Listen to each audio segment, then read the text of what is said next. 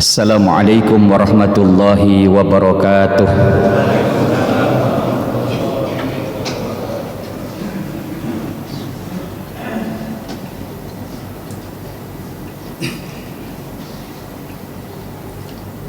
Allahu Akbar, Allahu Akbar.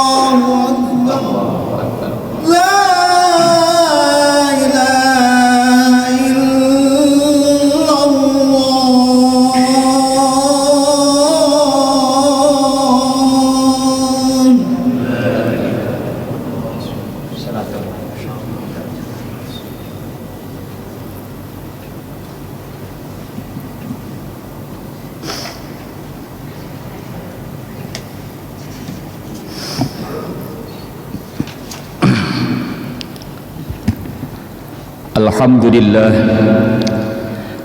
Alhamdulillahilladzi an'ama 'alaina bi ni'matil iman wal islam wa hiya 'adhamun ni'am. Asyhadu an la ilaha illallahul malikul 'allam wa asyhadu anna Muhammadan 'abduhu wa rasuluhu sayyidul anam. Allahumma salli wa sallim wa karrim wa 'azim ala hadzal nabiyyil karim wa ala alihi wa ashabihil mujahidin at-tahirin, amma ba'd. Faya ibadallah, usikum wa iyaya bitaqwallahi faqad fazal muttaqun. Qala Allah ta'ala fi kitabihil karim wa huwa asdaqul qailin. A'udzu billahi as-sami'il 'alim minasy syaithanir rajim. Bismillahirrahmanirrahim. Ya ayyuhalladzina amanu taqullaha haqqa tuqatih wa la tamutunna illa wa antum muslimun. Wa qala an-nabiy sallallahu alaihi wasallam kullu ummati yadkhuluna al-jannah illa man aba. Qila wa man ya'ba ya Rasulullah? Qala man ata'ani dakhala al-jannah wa man 'asani faqad aba. Sadaqallahul azim wa sadaqa rasuluhul habibul karim wa nahnu ala dzalika minasyahidin wasyakirin walhamdulillahi rabbil alamin. Hadirin ma'asyiral muslimin, jamaah salat Jumat yang dirahmati dan diberkahi oleh Allah Subhanahu wa taala. Tiada ungkapan bahasa yang pantas terucap dari lubuk hati kita yang paling dalam selain ungkapan rasa syukur kita kehadirat Allah Azza wa Jalla di kesempatan siang yang mulia pada hari yang mulia di tempat yang mulia. Allah telah hantarkan kita untuk sama-sama melaksanakan salah satu kewajiban kita, menunaikan ibadah salat Jumat secara berjamaah, dengan harapan semoga seluruh aktivitas ibadah yang kita laksanakan di siang yang mulia ini senantiasa dicatat sebagai amalan yang diterima di hadapan Allah Subhanahu wa taala. Amin ya rabbal alamin. Salawat teriring salam marilah kita sampaikan, kita sanjungkan kepada junjungan alam baginda Nabi besar Muhammad sallallahu alaihi wasallam. Semoga dengan keberkahan salawat yang sering kita baca di dunia, kita bisa mengikuti sunnah-sunnahnya, dan di akhirat kita bisa mendapatkan syafaatul uzmanya. Amin ya rabbal alamin. Dan pada kesempatan khutbah yang singkat dan terbatas ini, khatib mengajak, mengingatkan, wabil khusus kepada diri khatib al-fakir, umumnya kepada kita semua yang hadir di tempat yang mulia ini. Marilah kita senantiasa berusaha dan berupaya untuk meningkatkan kadar kualitas keimanan dan ketakwaan kita kepada Allah Subhanahu wa taala. Bukankah setiap pekan ketika khatib sedang menyampaikan khutbahnya, yang pertama kali diingatkan adalah tentang pentingnya iman dan takwa? Karena tidak ada bekal nanti yang istimewa yang nanti akan kita persembahkan di hadapan Allah kecuali hanya dengan ketakwaan. Wa tazawwadu fa inna khairaz zadi taqwa wattaquni ya ulil albab. Hadirin ma'asyiral muslimin, jamaah salat Jumat yang dirahmati dan diberkahi oleh Allah Subhanahu wa taala. Satu ketika ada seorang Arab Badui datang kepada Nabi di tengah halaqah ilmu yang disampaikan oleh Nabi di hadapan para sahabat. Si Arab Badui ini masuk ke dalam masjid lalu menghampiri Nabi, lantas kemudian dia bertanya dengan satu pertanyaan yang membuat sahabat pada saat itu merasa aneh dan kaget. Apa yang ditanyakan oleh Arab Badui ini? Dia bertanya kepada Nabi, "Ya Rasul, mata sa'ah?" Ya Rasul, kapan kiamat itu datang? Lalu Rasulullah sallallahu alaihi wasallam balik bertanya. Apa kata Nabi? Qala ma a'daddalaha. Apa yang telah kau persiapkan sebagai bekal menghadapi kiamat itu? Lalu si laki-laki Badui ini mengatakan, ma a'dadtu laha min katsiri salatin wala saumin wala sadaqatin. Ya Rasul, aku ini tidak punya bekal apa-apa dari banyaknya salat, banyaknya puasa, banyaknya sedekah. Walakinni uhibbullaha wa rasulah. Yang aku miliki itu hanya kecintaanku kepada Allah dan Rasulnya. Lalu Rasulullah sallallahu alaihi wasallam menjawab, qala anta ma'aman ahbabta. Kamu bersama-sama dengan orang yang kau cintai. Mendengar jawaban itu dalam hadis riwayat Imam Ad-Daruqutni, si Arab Badui ini saking girangnya, dia pamit kepada Rasul, dia buru-buru sampai terkencing-kencing karena rasa gembiranya yang luar biasa. Bahkan kata Anas bin Malik, pada saat itu tidak ada kegembiraan yang dirasakan oleh sahabat-sahabat Rasul yang ada di sekelilingnya kecuali mendengarkan hadis ini. Kenapa? Karena kita sama-sama tahu kecintaan para sahabat kepada Rasulullah sallallahu alaihi wasallam begitu luar biasa, dan saking senangnya sampai kemudian dengan ucapan anta ma'aman ahbabta, kamu bersama dengan orang yang kau cintai. Hadirin ma'asyiral muslimin, jamaah salat Jumat yang dirahmati dan diberkahi oleh Allah Subhanahu wa taala. Lalu pertanyaannya, bagaimana dengan kita ingin membuktikan cinta kita kepada Rasulullah sallallahu alaihi wasallam? Jangan sampai kita hanya cinta sekadar pengakuan diri kita tanpa diakui oleh baginda Nabi besar Muhammad sallallahu alaihi wasallam. Maka yang pertama yang seyogyanya kita lakukan adalah sering-seringlah menyebut nama orang yang kita cintai itu. Kata para al-hikmah disebutkan, man ahabba syai'a katsura dzikruhu. Siapa orang yang mencintai sesuatu pasti akan banyak menyebutnya. Maka kalau kita cinta kepada baginda Nabi Muhammad sallallahu alaihi wasallam, maka perbanyaklah sholawat kepada baginda Nabi besar Muhammad sallallahu alaihi wasallam. Karena tidak ada amalan ibadah yang langsung dicontohkan oleh Allah dan malaikatnya kecuali ibadah yang namanya sholawat. Innallaha wa malaikatahu yusalluna 'alan nabi ya ayyuhalladzina amanu sallu 'alaihi wa sallimu taslima. Sesungguhnya Allah dan para malaikatnya Allah bersolawat kepada baginda Nabi. Solawatnya Allah, kata para ulama ilmu tauhid, itu artinya adalah curahan rahmat yang terus menerus diberikan Allah kepada Rasulullah. Lalu solawatnya para malaikat adalah permohonan ampun kepada Allah untuk Rasulullah. Dan solawatnya kita sebagai umatnya adalah sebagai bentuk doa kita kepada Allah agar kita diakui sebagai umat Rasulullah dan kita mendapatkan syafaatul uzmanya kelak di yaumil akhir. Hadirin ma'asyiral muslimin, jamaah salat Jumat yang dirahmati dan diberkahi oleh Allah Subhanahu wa taala. Maka siapapun di antara kita yang membaca salawat satu kali saja, maka Allah akan balas dengan 10 kebaikan. Bahkan dalam hadis riwayat Imam Muslim, Imam Abu Dawud maupun Imam An-Nasai disebutkan, man shalla alayya salatan wahidatan sallallahu asyra salawatin wa khuttat anhu asyru khati'atin wa rufi'at lahu asyru darajatin. Satu kali kita baca salawat kepada Rasulullah sallallahu alaihi wasallam, Allah akan ganti dengan 10. Dihapuskan dosa-dosa kita 10, diangkat derajat kita 10. Begitu luar biasanya bacaan salawat ini. Bahkan membaca sholawat itu tidak harus sefasih seperti orang membaca Quran. Bahkan sekalipun seseorang tidak punya wudhu, tidak masalah bagi seseorang untuk mendawamkan bacaan sholawat. Tentu yang lebih utama pada saat ketika kita suci, tentu yang utama pada saat kita memiliki wudhu. Pahalanya akan jauh berbeda dibandingkan dengan yang tak punya wudhu.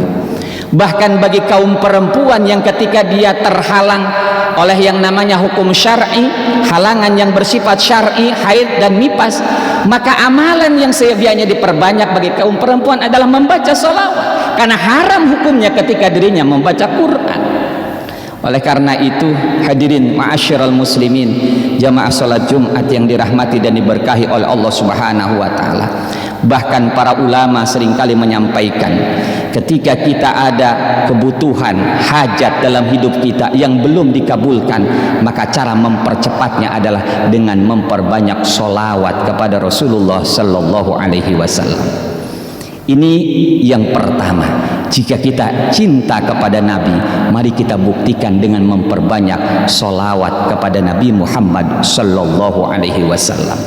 Bahkan kita sama-sama tahu di Kalimantan Selatan, di Martapura, abah guru sekumpul, para ulama menjelaskan salah satu di antara rahasianya kemuliaan yang begitu luar biasa ketika haul dilaksanakan, yang hadir bukan hanya ratusan ribu tetapi jutaan manusia hadir di sana.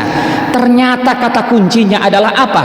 Dawamus sholawatun Nabi, mendawamkan sholawat kepada Nabi Muhammad Sallallahu Alaihi Wasallam. Oleh karena itu hadirin, tanda bukti cinta kita, jika kita ingin diakui sebagai umat Rasul, banyak-banyaklah kita membaca sholawat kepada Nabi. Lalu yang kedua, tanda kita cinta kepada Nabi Muhammad Sallallahu Alaihi Wasallam adalah dengan menjaga dari warisannya. Apa warisan yang mulia yang ditinggalkan oleh baginda Rasulullah Sallallahu Alaihi Wasallam? Taraktu fikum amraini ma in tamassaktum bihi ma kitaballah wa sunnata rasul. Tidaklah aku tinggalkan dua hal yang teramat penting dalam kehidupan kita, yang jikalau dia berpegang keduanya maka tak akan pernah tersesat selama-lamanya. Kitaballah wa sunnata rasul. Kitab Allah dan sunnah-sunnahnya Rasulullah Sallallahu Alaihi Wasallam. Maksudnya adalah Al-Quran. Al-Quran yang ada di tempat kita, di masjid kita, di rumah kita, itu sesungguhnya sarana yang harus kita baca, bukan sekedar pajangan. Maka Nabi mengingatkan dalam salah satu hadis, di dalam kitab Nasahil Ibad dinyatakan, wal mushafu gharibun fima baina qaumin la yaqra'una fi. Mushaf Al-Quran itu terasa asing bila mana dia berada di tengah-tengah umat yang tak pernah membaca Al-Quran.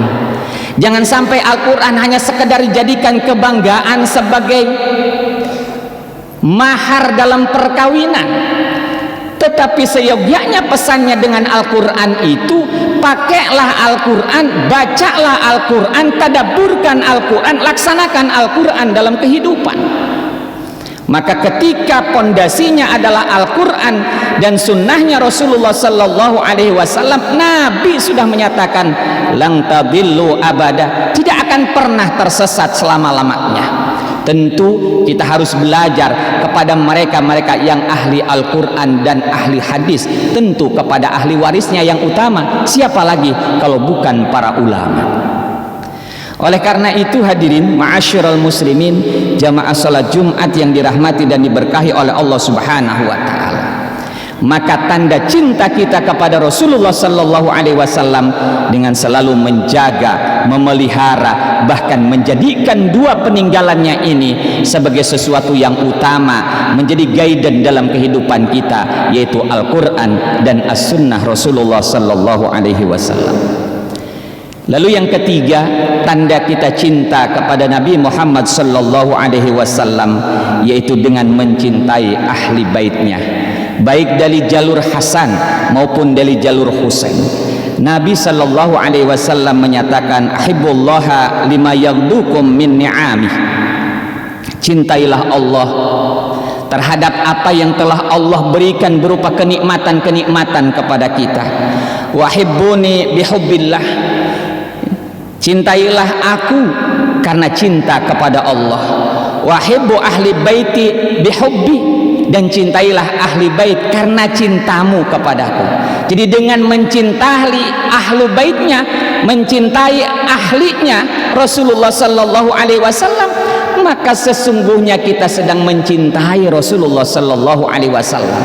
Tetapi sebaliknya ketika membenci ahlul baitnya, itu berarti kita ingin mendapatkan kemurkaan, kemarahan daripada Rasulullah sallallahu alaihi wasallam.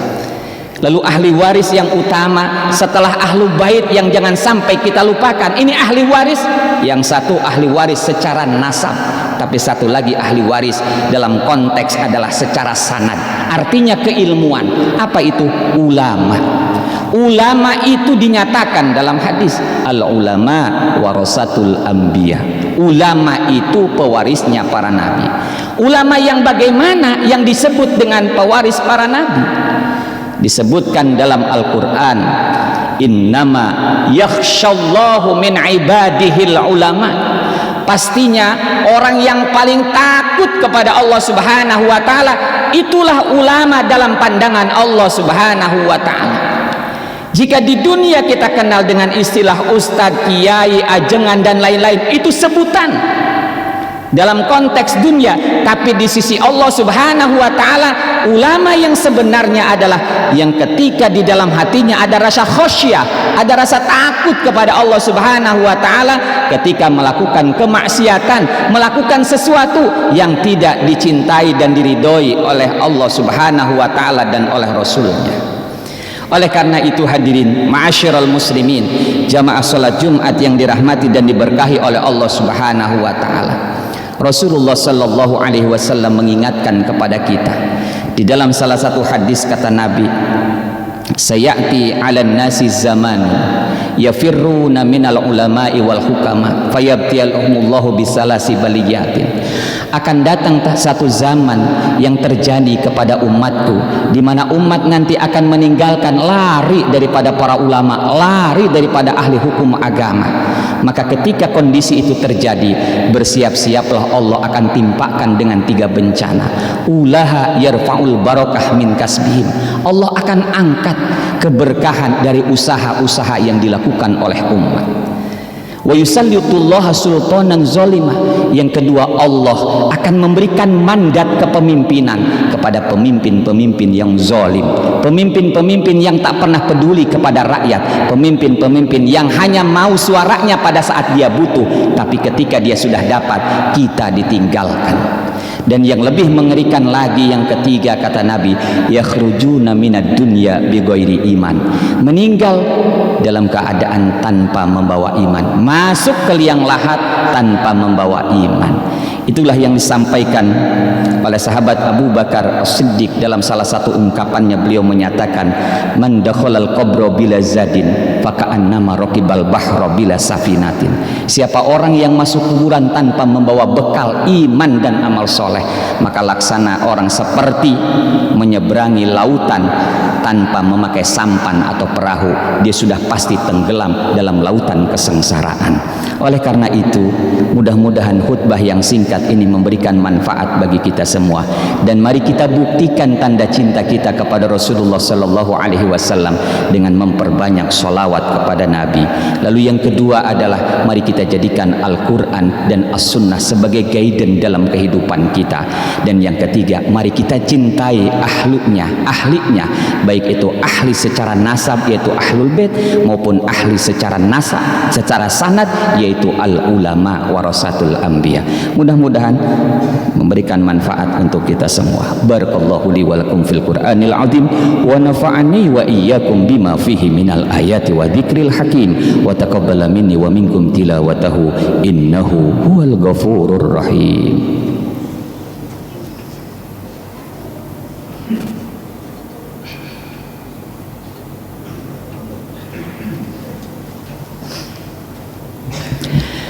Innalhamdulillah salatu wassalaman ala rasulillah sayyidina wa nabiyyina wa maulana Muhammad ibn Abdillah la hawla wa la quwwata illa billah.